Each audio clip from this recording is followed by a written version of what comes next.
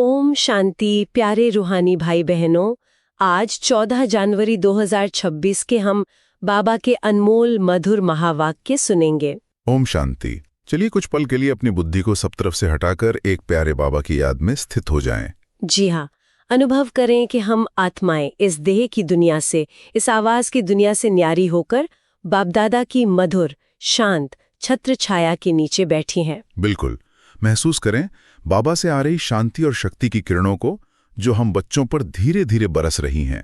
हमारे सारे बोझ, सारी चिंताएं समाप्त हो रही हैं। आज बाबा हमें माया के हर वार से सुरक्षित रहने की एक बहुत ही सहज और शक्तिशाली युक्ति दे रहे हैं। जी, जैसे एक छोटा बच्चा अपने पिता की उंगली पकड़कर बिल्कुल निश्चिंत हो जाता है, उसे किसी बात का डर नहीं रहता, वैसे ही आज बाबा हमें अपनी श्रीमत की उंगली पकड़ा रहे हैं, ताकि हम भी इस मायावी दुनिया में सदा निश्चिंत और विजयी रहें। तो आज बाबा हम मीठे बच्चों को जो मुख्य धारणा का सूत्र दे रहे हैं वो है, बाबा कहते हैं, मीठे बच्चे, कदम कदम बाप की श्रीमत पर चलते रहो, एक बाप से ही सुनो तो माया का वार नहीं होगा। वाह, बाबा के इन शब्दों में कितना प्यार और कितनी सुरक्षा समाई हुई है। मीठे बच्चे, है ना? जब बाबा हमें इस स्नेह भरे नाम से बुलाते हैं तो आत्मा जैसे खिल उठती है, गदगद हो जाती है। जी, वो हमें कोई हुक्म नहीं दे रहे, बल्कि बहुत प्यार से पुरुषार्थ की सबसे सहज विधि बता रहे हैं। और विधि कितनी सरल है, बस 2 बातें। पहली, कदम कदम पर श्रीमत पर चलो, मतलब हर कर्म, हर संकल्प श्रीमत अनुसार हो। और दूसरी, और शायद सबसे महत्वपूर्ण, कि सिर्फ एक बाप से ही सुनो। ये केवल और ही शब्द बहुत गहरे हैं। जी, इसका सीधा सीधा अर्थ है, बुद्धि के सारे दरवाजे और खिड़कियां बंद, न किसी देहधारी की मत, न समाज की मत, न अपने ही पुराने संस्कारों की मत। बिल्कुल। जब बुद्धि में सिर्फ एक बाबा की श्रीमत की ही आवाज गूंजती है, तो माया के लिए या किसी भी व्यर्थ संकल्प के लिए प्रवेश करने का कोई रास्ता ही नहीं बचता। जैसे एक मजबूत किला हो जिसमें सिर्फ एक ही द्वार हो और उस द्वार पर स्वयं भगवान पहरेदार हों, तो कोई भी दुश्मन अंदर कैसे आ सकता है? वाह, कितनी सुंदर मिसाल है। तो आज सारा दिन हम इस पर ध्यान दें। मेरे मन में जो संकल्प चल रहे हैं, क्या वो श्रीमत वाले हैं? मैं जो कर्म कर रही हूँ, क्या वो श्रीमत अनुसार है? और क्या मेरी बुद्धि सिर्फ एक बाबा की सुन रही है, या अभी भी दुनिया की आवाजें उसे अपनी तरफ खींचती हैं? और बाबा के इस मीठे बच्चे शब्द के नशे में रहें। मीठे बच्चे कौन होते हैं? जो बहुत आज्ञाकारी होते हैं, जो अपने माँ बाप की हर बात बिना क्यों क्या के बहुत प्यार से मान लेते हैं। उनमें तर्क नहीं होता, सिर्फ प्यार और निश्चय होता है। जी हाँ, तो आज का ये महावाक्य हमारे पुरुषार्थ का फाउंडेशन है। एक की श्रीमत, एक की सुनो और माया के हर वार से सुरक्षित रहो। इसी निश्चय में स्थित होकर आगे की शिक्षाएं सुनते हैं। अब आते हैं आज के प्रश्न पर। बाबा आज हम बच्चों से बहुत गहरा प्रश्न पूछ रहे हैं। प्रश्न है, ऊंच पद प्राप्त करने का आधार क्या है? एक क्षण के लिए हम सब अपने अंदर इस प्रश्न को ले जाएं और स्वयं से पूछें, मैं ऊंच पद पाने के लिए क्या क्या पुरुषार्थ कर रही हूँ? मेरे अनुसार उसका मुख्य आधार क्या है? क्या वो बहुत ज्ञान सुनाना है, बहुत सेवा करना है, या फिर कुछ और? हर एक अपने अंदर झांकें। जी, अब सुनते हैं कि ज्ञान का सागर बाबा इसका क्या रहस्य बताते हैं। बाबा का उत्तर है, उत्तर, ऊंच पद प्राप्त करने के लिए बाप के हर डायरेक्शन पर चलते रहो। बाप का डायरेक्शन मिला और बच्चों ने माना, दूसरा कोई संकल्प तक भी ना आए। दूसरा, इस रूहानी सर्विस में लग जाओ। तुम्हें और कोई की याद नहीं आनी चाहिए। आप मोए मर गई दुनिया, तब ऊंच पद मिल सकता है। वाह, कितना स्पष्ट, कितना सीधा और कितना गहरा जवाब है।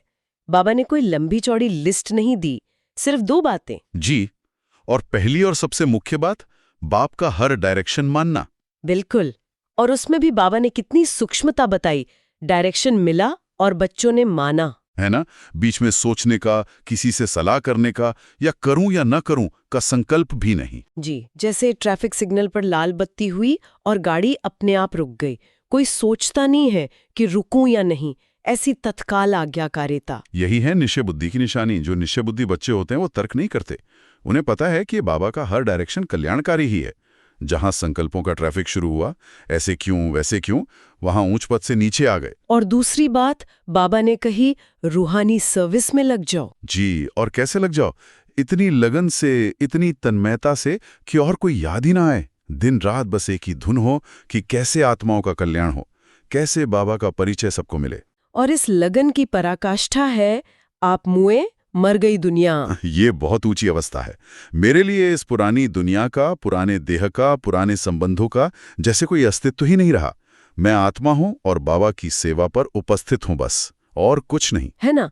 जब इस पुरानी पतित दुनिया से जीते जी मर जाएंगे, तभी तो नई पावन दुनिया का ऊंच पद प्राप्त कर सकेंगे।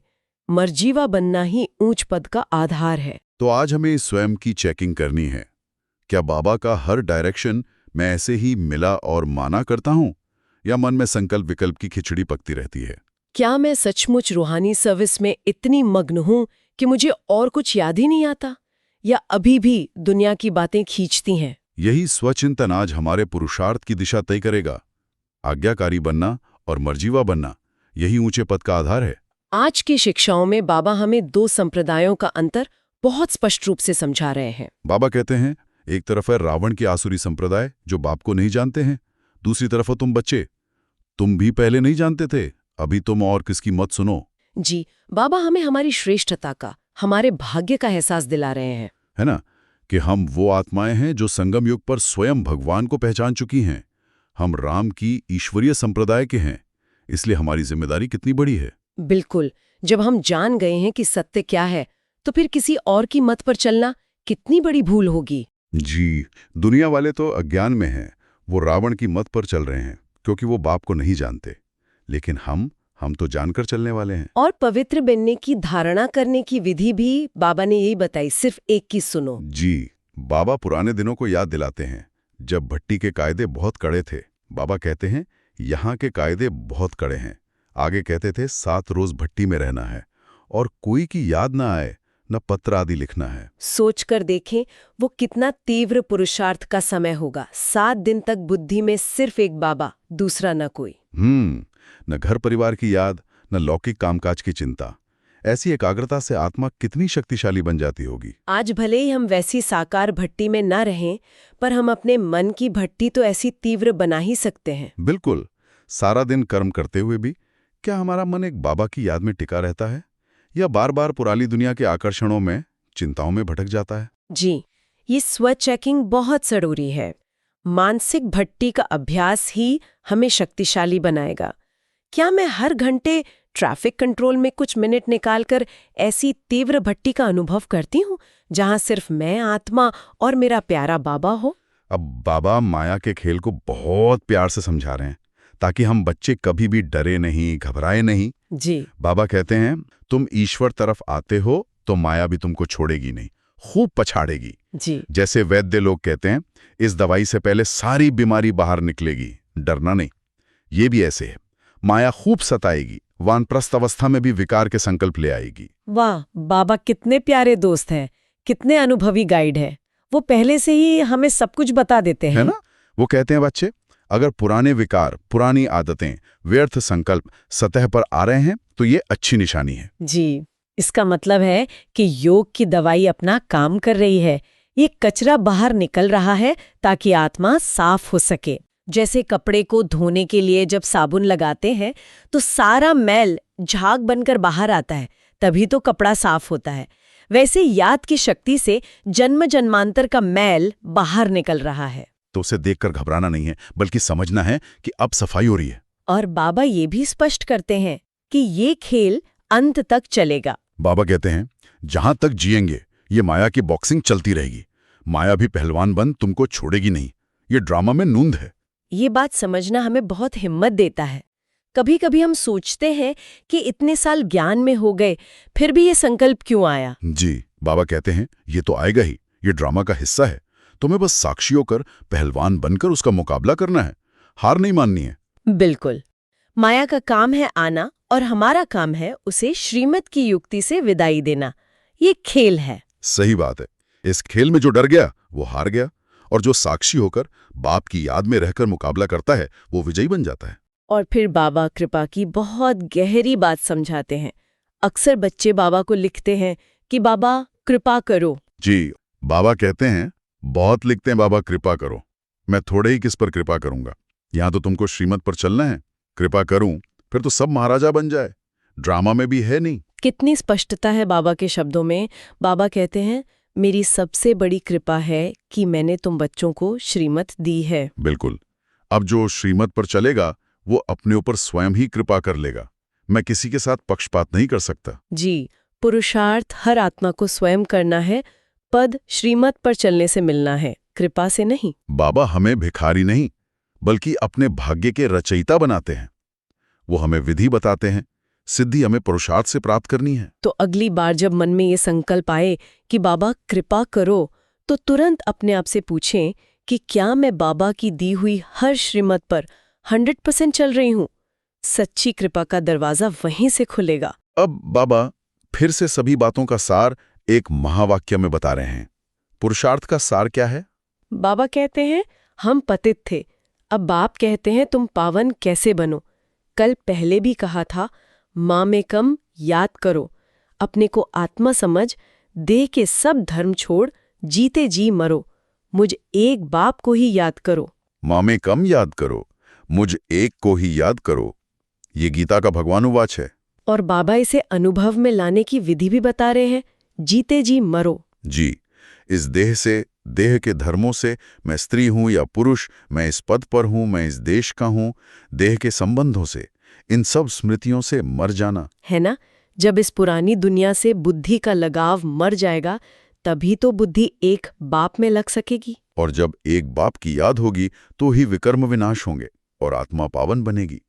ये दोनों बातें एक दूसरे से जुड़ी हुई हैं। तो हमें दिन में बार बार अभ्यास करना है इस मर्जीवा अवस्था का।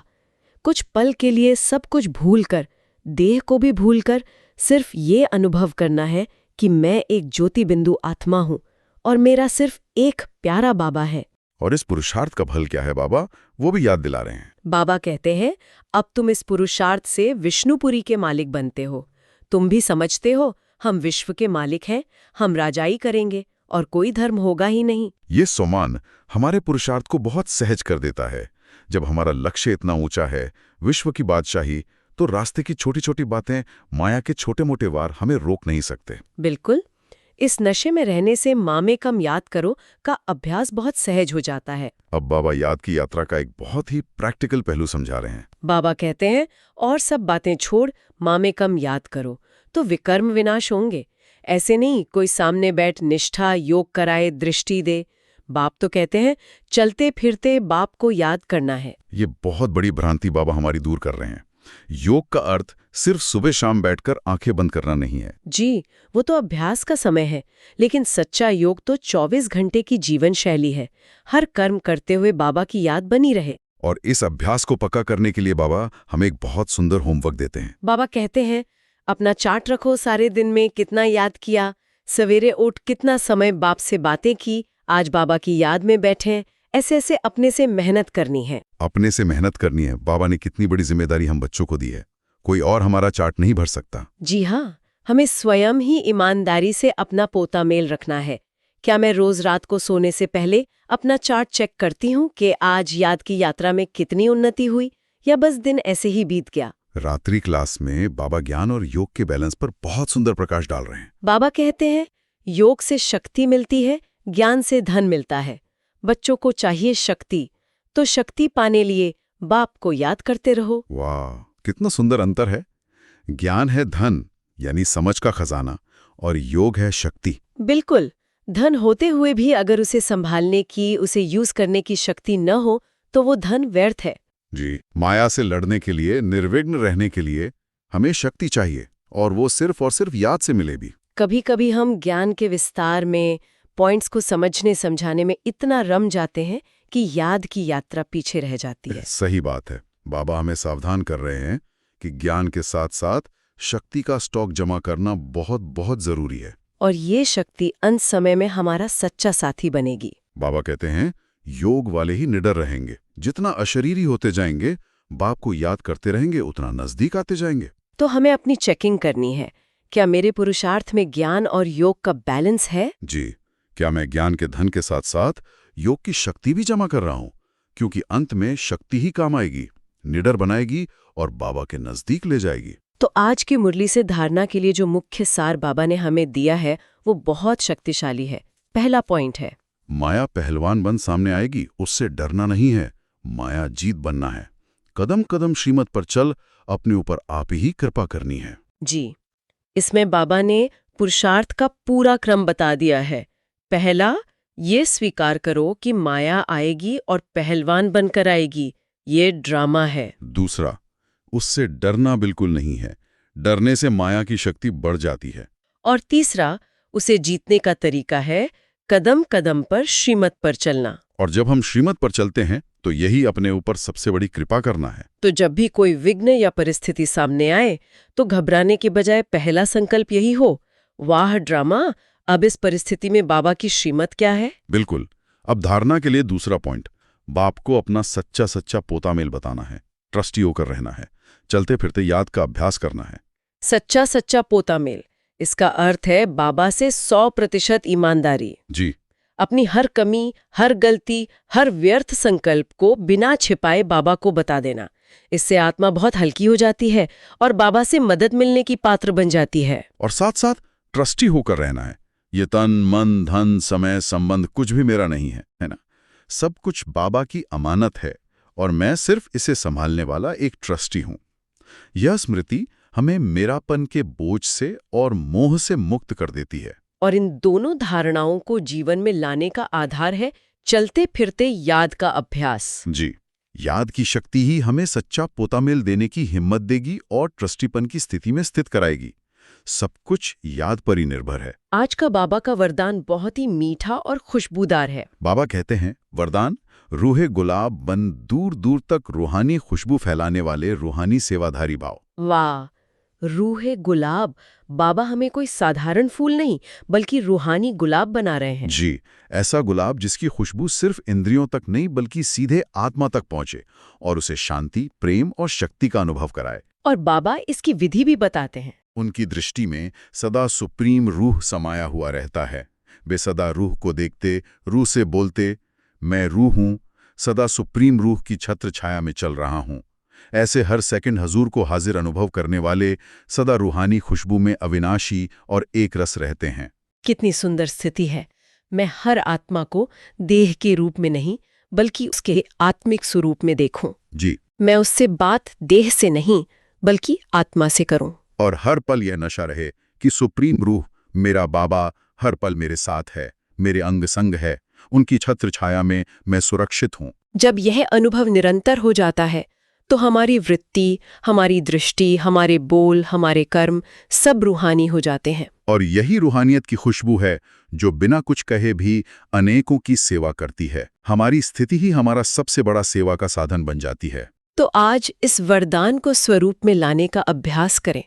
हर आत्मा से मिलते हुए मन में यही संकल्प रखें, मैं रूहे गुलाब हूं और मेरी रूहानी खुशबू इस आत्मा को शांति दे रही है। आज का स्लोगन हमारे भाग्य से जुड़ा हुआ है। स्लोगन, निर्विघ्न बन सेवा में आगे नंबर लेना, अर्थात नंबर 1 भाग्यशाली बनना। बहुत गहरा स्लोगन है ये। बाबा भाग्यशाली बनने का सीधा रास्ता बता रहे हैं। जी, नंबर 1 भाग्यशाली आत्मा वो है जो सेवा में नंबर 1 जाती है। और सेवा में नंबर 1 कौन जा सकता है? वही जो निर्विघ्न हो। बिल्कुल। अगर कोई आत्मा अपने ही संकल्पों के विघ्नों में, अपने ही संस्कारों की लड़ाई में फंसी हुई है तो वो भला दूसरों की सेवा क्या करेगी? सही बात है। उसकी सारी शक्ति तो अपनी ही समस्याओं को सुलझाने में लग जाएगी। तो अगर हमें अपना भाग्य श्रेष्ठ बनाना है तो सबसे पहले स्वयं को निर्विघ्न बनाना होगा। स्वसेवा ही विश्व सेवा का आधार है। जी, जब मैं निर्विघ्न हूं तो मेरी स्थिति द्वारा, मेरे वाइब्रेशंस द्वारा स्वतः ही सेवा होती रहती है। तो आज जब भी मन में कोई व्यर्थ संकल्प का विघ्न उठे तो इस स्लोगन को एक स्विच की तरह यूज करें। नहीं, मुझे तो निर्विघ्न बनकर सेवा में आगे बढ़ना है, मुझे नंबर 1 भाग्यशाली बनना है। ये संकल्प उस विघ्न को तुरंत समाप्त कर देगा। वाह, बंधन मुक्त से जीवन मुक्त। बाबा हमें ब्राह्मण जीवन के असली लक्ष्य की याद दिला रहे हैं। है ना? ब्राह्मण बनना मतलब सिर्फ नियम मर्यादा का पालन करना नहीं, बल्कि अंदर से हर प्रकार के बंधन से मुक्त हो जाना। बाबा ने 3 मुख्य बंधनों की ओर हमारा ध्यान खिंचवाया है। ब्राह्मण जीवन में देह का बंधन, संबंध का बंधन, साधनों का बंधन सब खत्म हो गया ना? कोई बंधन नहीं। हमें अपने अंदर गहराई से झांक कर देखना है, क्या मैं सचमुच इन बंधनों से मुक्त हूँ? क्या देह की कोई बीमारी, कोई दर्द मुझे आत्मा को दुखी करता है? क्या मैं देह के रूप रंग के भान से परे हूं? और संबंधों की चेकिंग। बाबा बंधन और संबंध का बहुत सुंदर फर्क बताते हैं। बंधन अपने वश में करता है और संबंध स्नेह का सहयोग देता है। तो देह के संबंधियों का देह के नाते से संबंध नहीं, लेकिन आत्मिक संबंध है। ऐसे ब्रह्मंड अर्थात जीवन मुक्त। कितना स्पष्ट है। अगर कोई भी रिश्ता मुझे भारी कर रहा है, मेरी उड़ती कला को रोक रहा है, मुझे अपने वश में कर रहा है, तो वो बंधन है। और अगर कोई रिश्ता मुझे आत्मिक स्नेह से पुरुषार्थ में सहयोग दे रहा है, तो वो सच्चा संबंध है। इसी तरह साधनों का बंधन, ये मेरा है, ये कम है, ये और चाहिए, ये सब साधनों का बंधन है। जीवन मुक्त आत्मा साधनों की मालिक होती है, अधीन नहीं। तो आज इस अव्यक्त इशारे पर गहरा चिंतन करें। अपने हर संबंध को, हर साधन के प्रति अपनी वृत्ति को और इस देह के प्रति अपने दृष्टिकोण को जांचें और पुरुषार्थ करें इस जीवन में ही फरिश्ते जैसी जीवन मुक्त स्थिति का अनुभव करने का। तो चलिए आज की शिक्षाओं से मिले हुए अनमोल खजाने को स्वमान के अभ्यास द्वारा अपने स्वरूप में समाते हैं। अपनी आंखें बंद कर लें और मेरे साथ इन संकल्पों को बहुत गहराई से, दिल से अनुभव करें। पहला स्वमान, मैं माया जीत विजयी आत्मा हूँ। अनुभव करें, माया मेरे सामने एक परछाई की तरह है। मैं ज्ञान सूर्य शिव बाबा की संतान हूँ। मैं प्रकाश का फरिश्ता हूँ। मेरे सामने माया का कोई भी अंधकार टिक नहीं सकता। मैं हर परिस्थिति के खेल को साक्षी होकर देखती हूँ और हर हाल में विजयी बनती हूँ। इस स्वमान में स्थित होकर देखें, दिन की कोई भी चुनौती आपको बहुत छोटी नजर आएगी। मैं आत्मा उस परिस्थिति से बहुत बड़ी, शक्तिशाली और विजयी हूँ। दूसरा स्वमान, मैं एक बाप की श्रीमत पर चलने वाली निश्चय बुद्धि आज्ञाकारी आत्मा हूँ। महसूस करें, मेरी बुद्धि में कोई और आवाज नहीं है, सिर्फ एक बाबा की श्रेष्ठ मत है। मैं हर कदम बाबा से पूछकर, उनकी उंगली पकड़कर चल रही हूँ। मेरा मार्ग बिल्कुल स्पष्ट और निश्चित है, कोई दुविधा नहीं, कोई भटकाव नहीं। इस समान में स्थित होकर अनुभव करें कि आप कितने हल्के और सुरक्षित हैं। सर्वशक्तिमान बाप मेरा साथी है, मेरा मार्गदर्शक है। मैं बिल्कुल निश्चिंत हूँ। तीसरा स्वमान, मैं रूहानी सेवाधारी रूहे गुलाब हूँ। स्वयं को एक सुंदर प्रकाश के रूहानी गुलाब के फूल के रूप में देखें। मुझसे निरंतर शांति, प्रेम और पवित्रता की दिव्य सुगंध निकलकर चारों ओर फैल रही है। जो भी आत्मा मेरे संपर्क में आती है, उसे शीतलता और शांति का अनुभव होता है। मेरी उपस्थिति ही सेवा है। इस स्वमान से हर आत्मा को देखें जिनसे आप आज मिलेंगे। आपकी दृष्टि, आपकी मीठी मुस्कान, आपके वाइब्रेशंस उन तक बाबा का प्यार पहुंचा रहे हैं। आप एक चलते फिरते रूहानी तीर्थ हैं। चौथा स्वमान, मैं सर्व बंधनों से मुक्त एक जीवन मुक्त फरिश्ता हूँ। अनुभव करें पंख लगाकर उड़ने वाला हल्कापन। न इस देह का बोझ, न किसी संबंध का खिंचाव, न साधनों के होने या न होने का प्रभाव। मैं आत्मा इन सब बातों से न्यारी और मेरे प्यारे बाबा की हूँ। मैं सदा हल्की, सदा मुक्त हूँ। इस स्वमान में स्थित होकर उड़ जाएं इस देह की दुनिया से परे, परमधाम में, सूक्ष्म वतन में। मैं एक मुक्त पंछी हूँ, कोई भी धागा मुझे नीचे नहीं खींच सकता। और पांचवां स्वमान, मैं अशरीरी बाप समान निडर आत्मा हूँ। मैं यह विनाशी शरीर नहीं हूं, मैं एक अविनाशी ज्योति बिंदु आत्मा हूं। मेरा असली स्वरूप ही शक्ति और शांति है। विनाश के दृश्य या कोई भी परिस्थिति मुझ आत्मा को छू नहीं सकती। मैं अमर हूँ, अविनाशी हूँ और अचल हूँ। इस स्वमान की शक्ति से अपने अंदर के हर छोटे बड़े डर को समाप्त कर दें। सर्वशक्तिमान बाप मेरा रक्षक है, मेरा साथी है, फिर मुझे डर किस बात का। मैं परमधाम में बाबा के साथ बैठी एक संपूर्ण निडर आत्मा हूँ। ओम शांति। तो प्यारे रूहानी भाई बहनों, आज बाबा ने हमें माया जीत बनने की और ऊंच पद प्राप्त करने की बहुत ही स्पष्ट और सहज राह दिखाई है। जी, आधार है एक बाप की श्रीमत पर चलना, और सिर्फ चलना नहीं बल्कि डायरेक्शन मिला और माना। बिल्कुल, माया पहलवान बनकर आएगी, ये ड्रामा का खेल है। हमें डरना नहीं बल्कि श्रीमत का कवच पहनकर और याद की शक्ति से उसका मुकाबला करना है। और यही है अपने ऊपर आप ही कृपा करना। और रूहे गुलाब बनकर अपनी रूहानियत की खुशबू फैलानी है और हर बंधन से मुक्त होकर इस जीवन में ही जीवन मुक्त अवस्था का अनुभव करना है। यही हमारा सच्चा पुरुषार्थ है और यही हमारा श्रेष्ठ भाग्य है। हम आशा करते हैं कि बाबा की ये गहरी शिक्षाएं आपके पुरुषार्थ को और भी तीव्र करेंगी। जी, और यदि आप चाहते हैं कि बाबा की श्रीमत की ये प्रैक्टिकल और दिल को छूने वाली समझ आपको रोज मिलती रहे, तो इस चैनल को सब्सक्राइब करना ना भूलें। ताकि एक भी दिन बाबा का प्यार, उनकी शिक्षाएं और उनका मार्गदर्शन आपसे छूट ना जाए। बाबा की याद में रहें और इन महावाक्यों का दिन भर मनन चिंतन करते रहें। अच्छा, ओम शांति।